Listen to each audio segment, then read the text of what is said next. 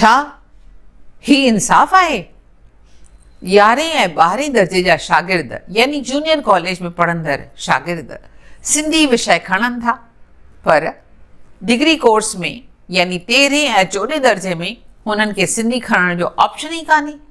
वरी 15हें दर्जे में यानी 3rd ईयर में सिंधी सब्जेक्ट खणी सघनि था, पर तव्हीं ॿुधायो 2 साल सिंधी पढ़ी वरी 2 सालनि जी गैप खां पोइ छा को सिंधी पढ़णु चाहींदो? तव्हांजो छा रायो आहे?